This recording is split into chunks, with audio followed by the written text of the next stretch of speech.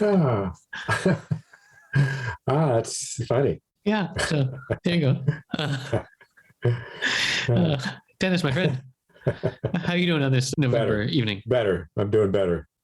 I'm doing better than I was before. It's been I don't know, man. It's the winter's coming, you know. Hey, pull your screen down a little bit more, would you, bro? Well, no, don't sit up because you slouch. Winter's coming.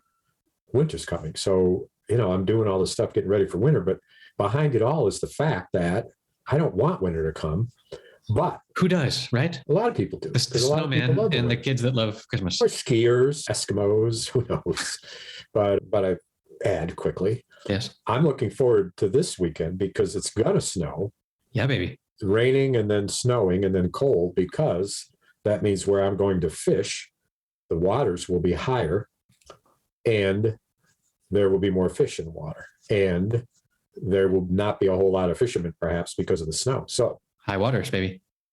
That book, was it High Waters, where the guys went to the Arctic Circle in search of whales? Hold on. Are you one of those people that say North Waters? We talked about the book, Arctic. I'm just wondering. Yes, I am, apparently. Okay. Arctic. Are you one of those people that calls people on it? I mean, clearly I am. Are you the state name Nazi?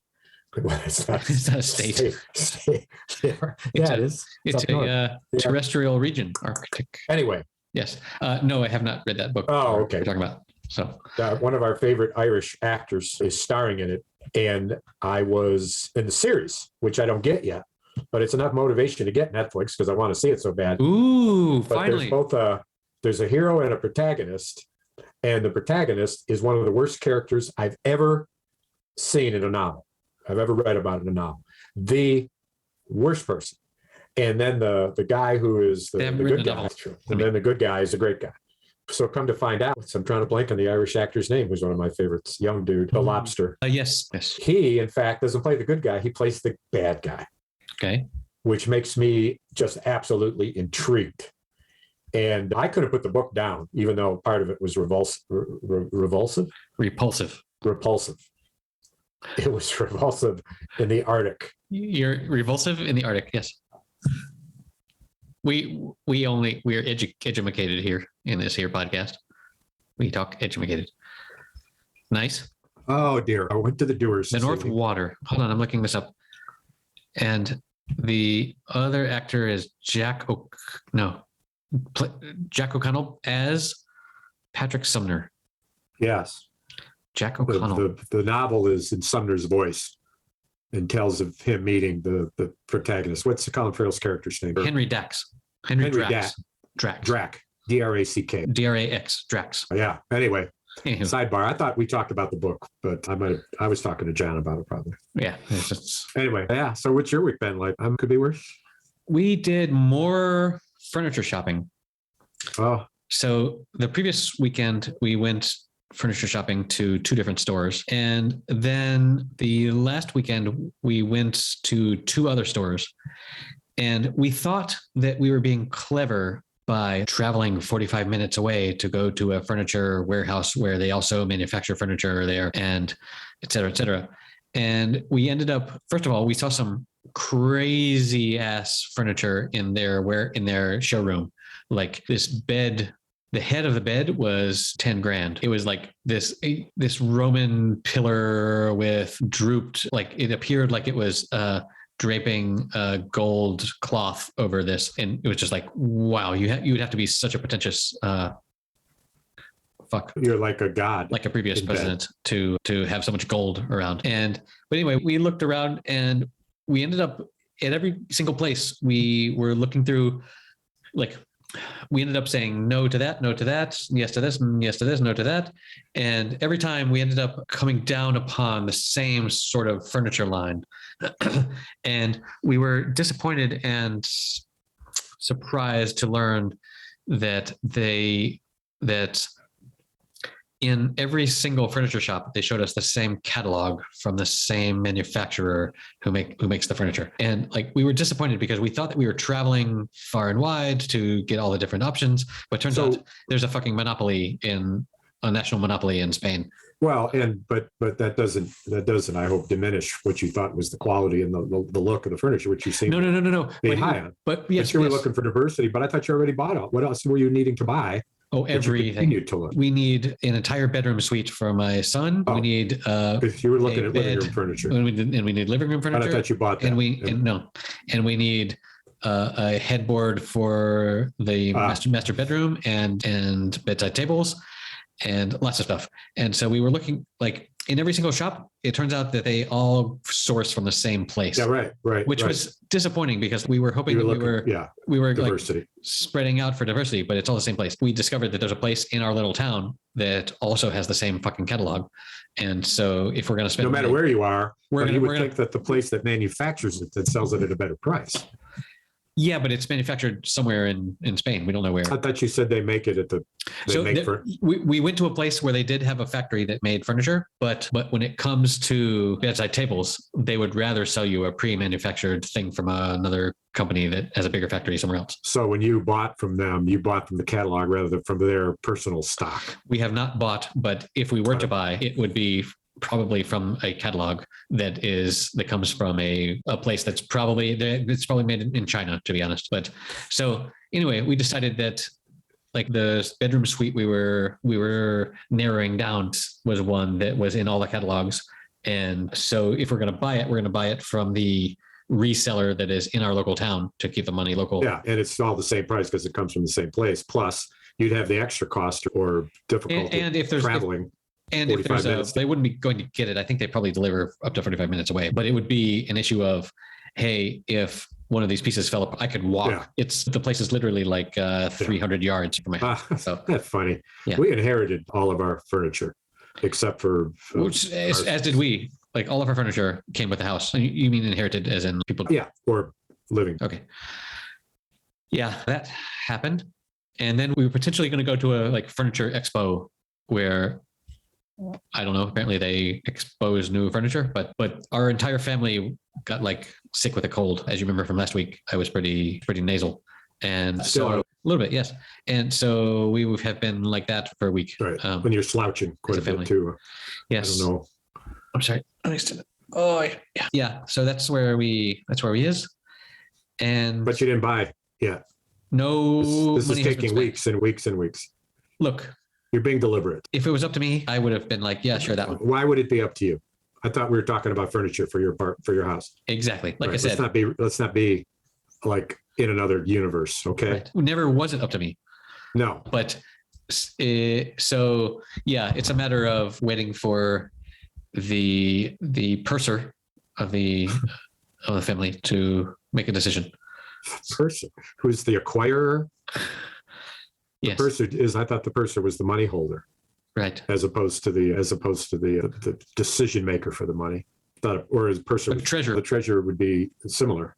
But the treasurer would be quite similar. But a purser, he who holds the purse, one would think, or she, or she, as the case may be.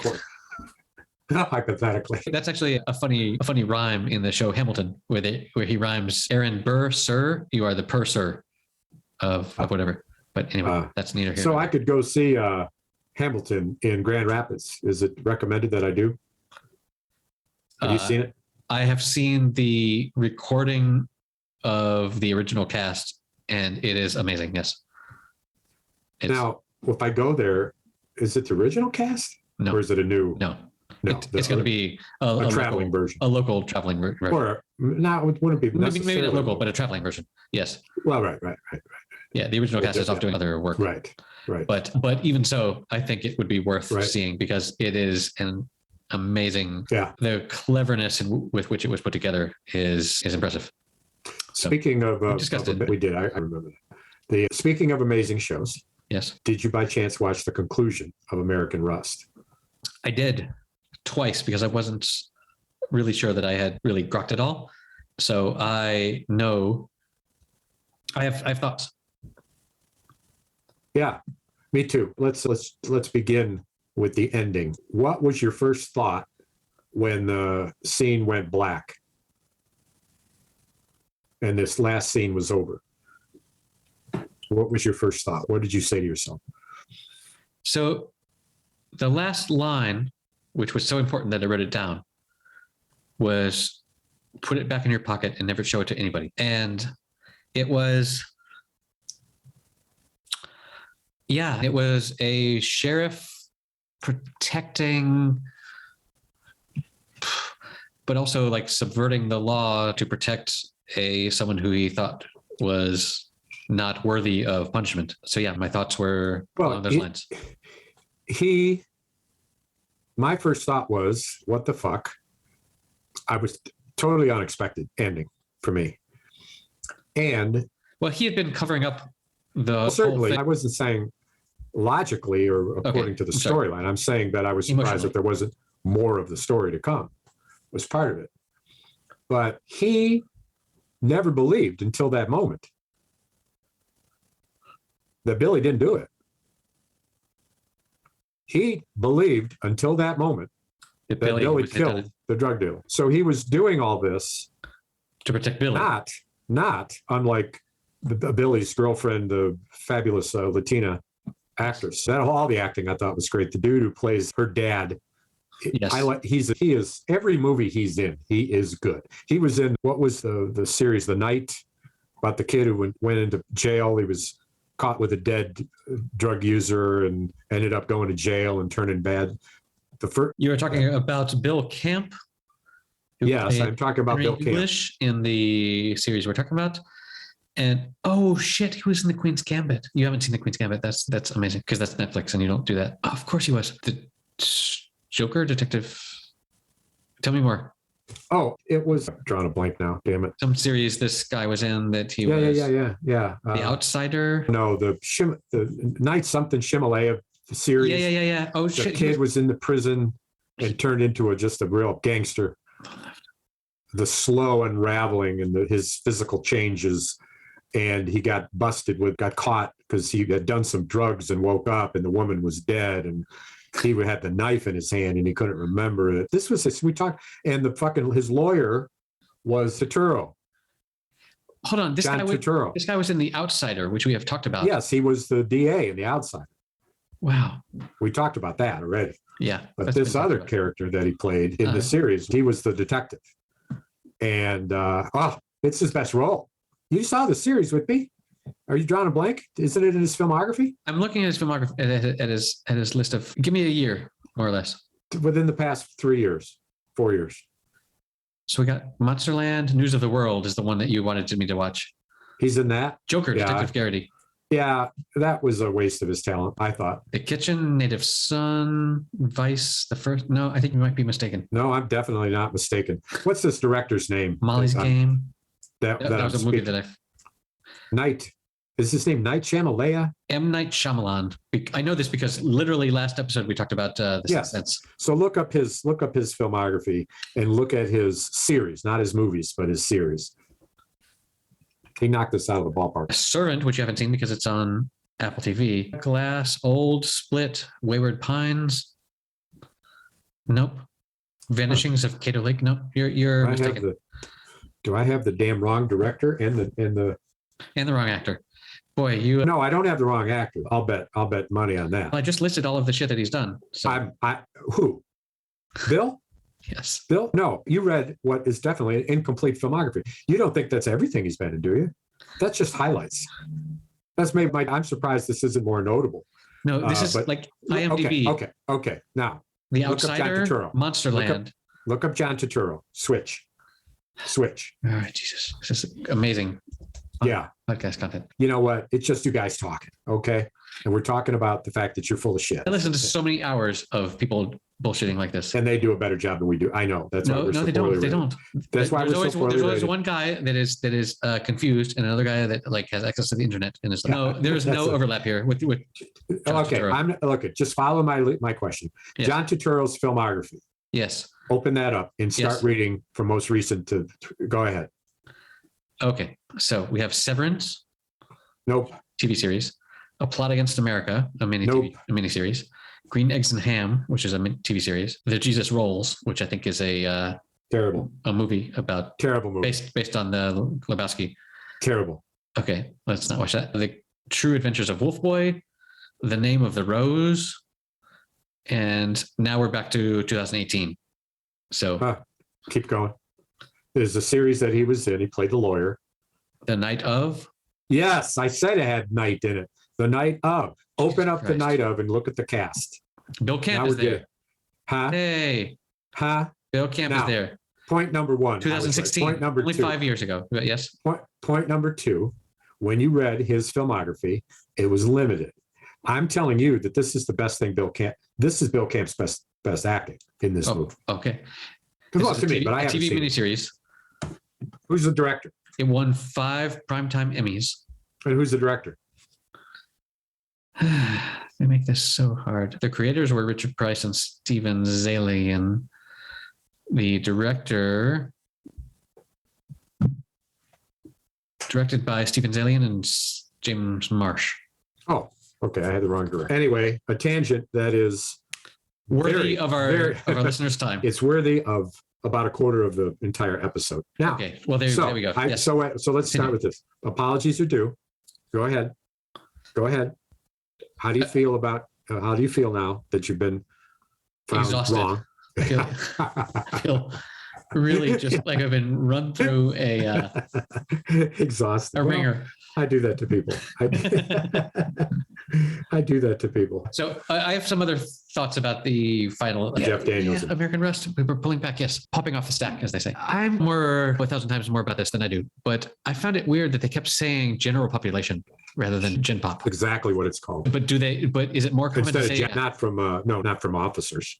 They all say general population. It's not for me to say. They would say that. Well, this is what I know is that when I worked in the correction system, Yes. I always referred to it as general population. Okay. No one said gen pop. I was in Is management. that a Hollywoodism that I've heard? Gen pop? No, I could say in a quick exchange with somebody that they would use the abbreviation gen pop. But if you asked, you wouldn't say is he in gen pop, you'd say he's in general population. But no, that was an odd. In fact, I thought that the prison stuff showed some of the worst.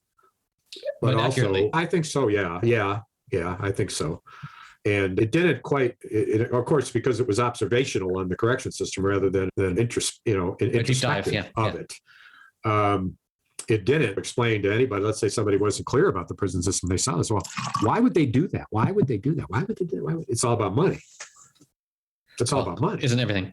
Oh, yeah. Actually, yeah. Yeah. Ooh, that's a sweet Benji. Benjamin Franklin. Is that Patreon? Shit, dog. You got a whole stack of Benjis. Patreon be good. Yeah, baby. Making me hot. Whew. Giving it away. All right. First person to write into us will receive a response. I've got 10 $100 bills I'm going to give away. And here's a question for you. I'm going to take these 1,000 is the answer. 1, 2. Sorry, I've been quizzing my kids on math, and now this is how I'm thinking the gift looks. a rolled stack of bills Right. where the Maybe hundreds are on roll- the outside and maybe there's a roll- bunch of ones on the maybe- inside. Because you're Well, cheap shit.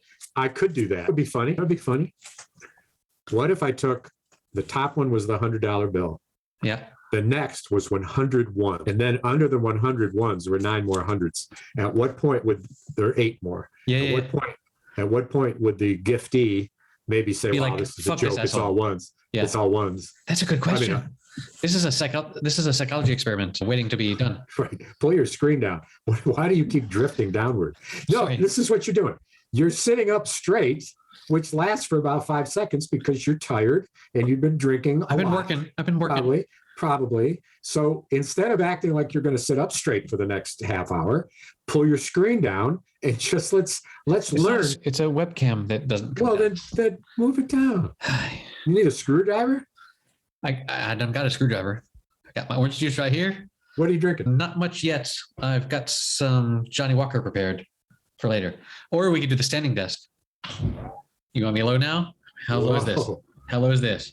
How Whoa. low is this? Whoa. Well, your guitars look good. Yeah, standing and podcasting. Look at that. Boom. So Me too. get your crotch out of the webcam. So yeah. So more thoughts on the ending of American Rust. What? So there's a lot of cop dramas where the cop knows that he's, breaking the law and is trying to hide the evidence. And yeah, that's great. You know how the evidence is collected. You should know how to hide it best. But then he goes and he like puts everything into this one bag and throws the bag zipped up into the river. If it were me, I would spread everything out so that like these items might not be connected together when they were found. Does that make sense? It makes no sense because he was fighting for time. He had minutes with no seconds to spare. And so while the idea you have is on the one hand logical, admirable. But it also is not practical. Okay, your sense of practicality, having never been a murderer, your sense of practicality is just way out of whack. And the other thing is too, is that I let me say this, that I was surprised too, that he would throw a bag, which probably at best was a canvas bag, into the river, because the canvas bag will deteriorate over time and those items then will spread.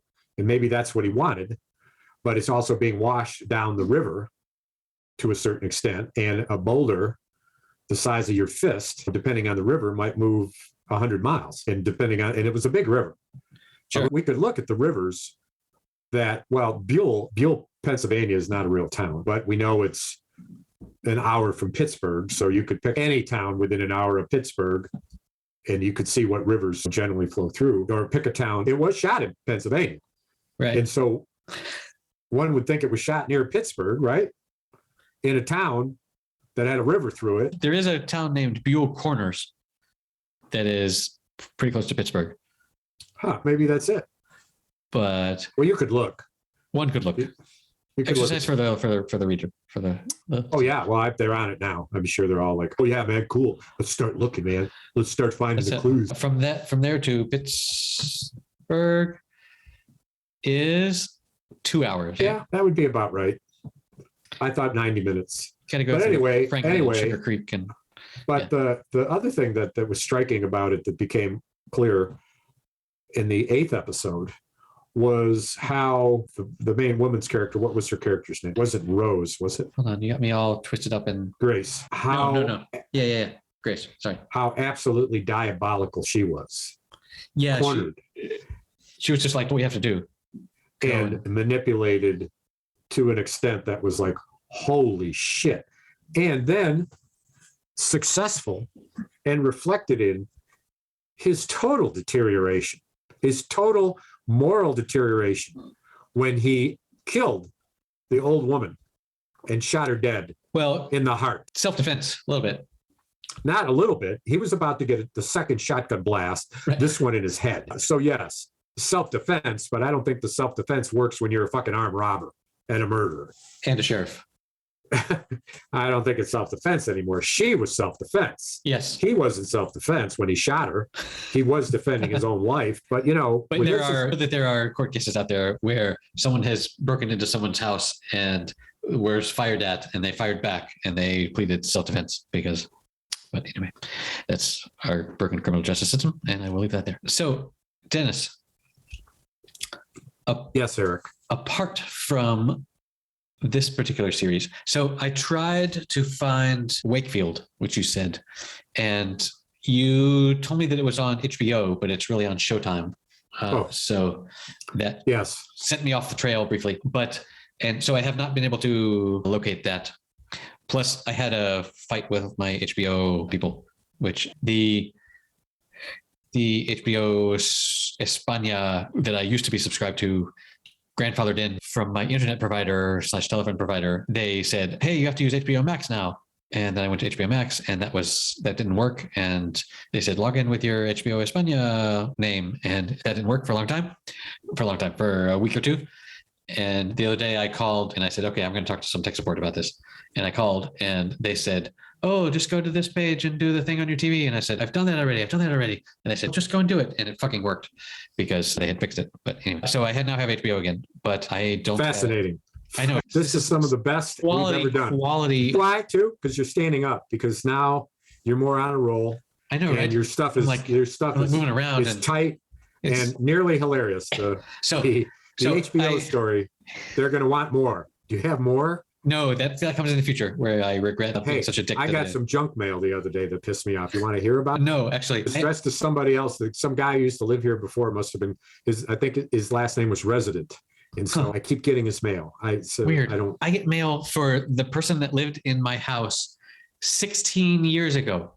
Huh. And sometimes the mailman rings the doorbell and says, "I've got mail for Yolanda."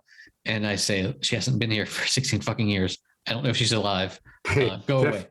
Reminds me of a story where when we did our high school reunion, remember episode, I want to guess 121. Sure. When I had come back from my reunion, and this dude who I went to high school with was one of my best friends, and we were pretty close. His father is Lebanese, and his father was my doctor.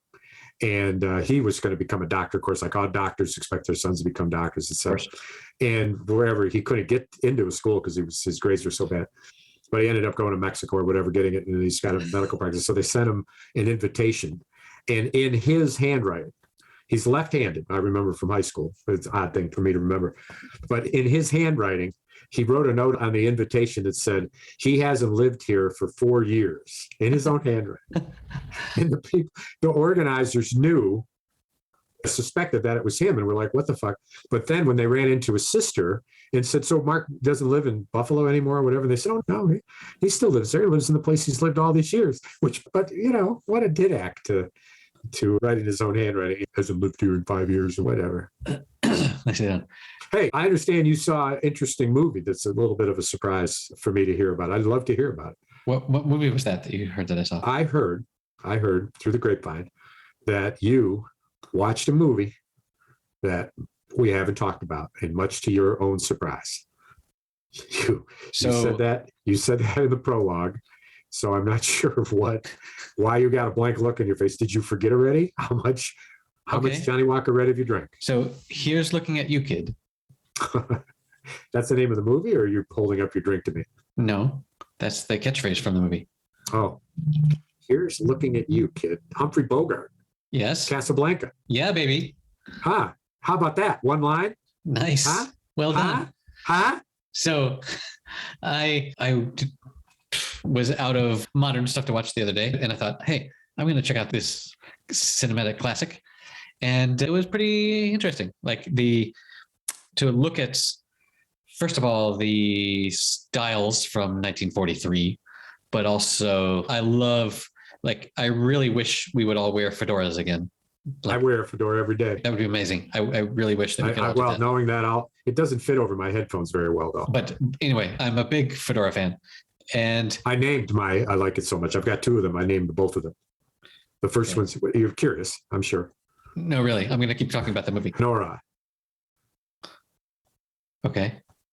Lenora the fedora. I think that's funny. And I'm sure our listeners do too. Yes. And the second one? Lenora the fedora. Okay, so back to the movie. You love fedoras. Fascinating. You love fedoras more. No, but I appreciate the "here's looking at you, kid" as a catchphrase like that, because he said it like 5 times or 6 times in the movie as an "I adore you" sentiment. And I appreciate a movie trying to make a catchphrase, and it succeeded. That so many years later, 80 fucking years later, it resonates enough to let you. Right. Bingo. Bam. Bam. Bam. Bam. Well, and what acting, what a cast. And I love the old black and whites, partly because that's how I was introduced to movies and television. It was all black and white. This color thing was an amazing thing. And of course, now it's enough to blow your mind. But like this was after they figured out that, wait, this isn't just recording video of a stage performance. This was like, we can do magic with this in the location, et cetera, et cetera. In a way the airport scene is astounding. I believe it's the final scene, if I remember. I mean, that's the famous scene, but yes. And I like that it takes a while before you even see the canonical characters, but I like that he's this bar owner that really doesn't give a shit about all the politics and stuff. He's just, hey, I'm just trying to run my bar here, man. But and the name of the bar was? It was Rick's something, because his name was Rick something or other. But Rick's Bar. But Rick's Bar and Grill. Hey, just a tangent. When I go fishing this Sunday in the rain and snow, when I quit, I'm going to the neighborhood bar that my brothers and I frequented when we fished the Pierre Marquette River some years ago. And the name of it is simply Barsky. Nice. And of what kind of food did they serve? Come on. Go with bar food. Fish. Polish food. Barsky. That could have been Russian, but I mean, it was Eastern European for sure. But they probably got a good borscht. Borscht. Now, Chinina, they don't serve Chinina. Chinina is made out of the blood of a duck. It's called duck blood soup. Obviously. We all know that. Borscht is beet soup. Yes. But my mother, whose mother came from Warsaw, Poland, one of 8 children, my mother, her mother cooked for Easter what they called borscht. And that was Polish sausage, boiled. And then the Polish sausage removed from the boil, from the now heavily oily, fatty, rich broth. Right. Cut the Polish sausage into biteable chunks, put it aside. And then the borscht, she would slice boiled eggs. Okay. And so when the boiled eggs went into the mixture with a little bit of vinegar, okay. Yes. And then was whisked, it turned into a rich broth. Yes. Where the cut sausage was returned. And then upon serving, getting hungry, was served with another freshly sliced boiled egg, heavily peppered and salted, to sit in the soup. That sounds lovely. I want some. Yeah, it's a joy to make. What's it called? When you add the vinegar to the sausage broth, a miracle occurs. Praise Jesus. But anyway, Barsky probably serves, I don't know if they serve either borscht, but they certainly don't serve Chinina. Chinina. Now, kishka is a pork sausage that, unlike Polish sausage or kielbasa, which is another type of Polish sausage, is, oh, I know, it's fascinating, is a sausage that, unlike most, Eric, if you put your fingers and your thumb together like this, yes, to show a circle, yes, see if you can do it. Let's see if you can make your fingers touch your fingers. Good. That is how round it is compared to a regular sausage. Show me how big a regular sausage is. Show me with your hands. It depends. Show me with your hands. I get the little ones, but you don't have to move it like that. That's provocative. So the kielbasa being so large, you bake it.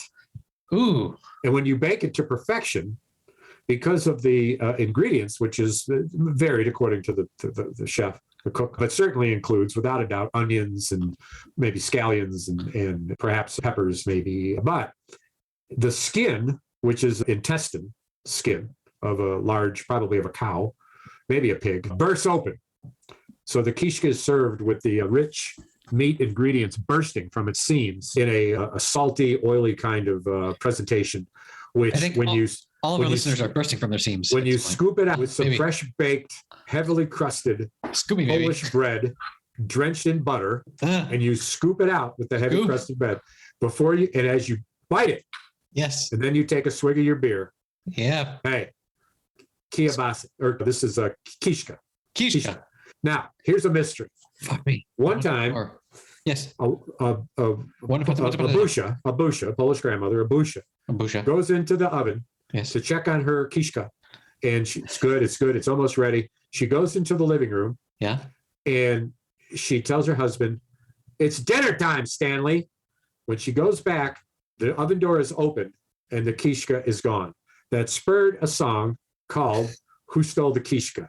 Who stole the kishka? Who stole the kishka? Who stole the kishka from the butcher shop? Now, this song, though, is about stealing it from the butcher shop, so my story is completely irrelevant. Right. It was just an excuse to sing the song. In the telling of the story, the kishka must be stolen from the butcher shop, which, okay. You're going to find most of them. So I want, you can do this your own anytime you want, but I want this episode to end, please, edit it this way, with a Polish polka playing at the end, "Who Stole the Kishka?" And you'll see that I was accurate in my portrayal of that particular song. I grew up as a teenager and a young man dancing polkas with my mother. You're a polka boy. I was the polka boy. And one point at a Polish wedding, Annapolis wedding, my mother and I had too much to drink. So did my mother. We were spinning around in the middle of the dance floor, and I let her loose by mistake. And she not only fell on the floor, but she about knocked over the father of the groom. This was only as hilarious as it was because there was my mother in her mid-50s sitting on the floor of the dance floor, splay-legged, with her head back, laughing hysterically, and everyone laughing with her that she had fallen and was sitting on the floor. That's a memory for the ages, brother. That's a memory for the ages. Nice. Who stole the kishka? Who stole the kishka? Who stole the kishka from the butcher shop? And like I said last episode, I wish I knew more than the first opening 3 lines of a lot of songs. You did say that. I know. I have no idea where it goes from there. It all goes. No earthly idea, as they say. Hey, I've got a hard stop. I've got a hard stop. I've got a podcast that I've registered for, and the movie Casablanca is the answer to the quiz. What was the movie that in the prologue you said was a surprise? I want to end on that because it was like. All right, that's it for episode number 133. Boy, I'm hungry after editing that. You can find the show notes with the links to all the movies and stuff we talked about at happyhour.fm/133. And you can help support the show so Dennis can have more wads of money at patreon.com/happyhour. And we'll see you next week.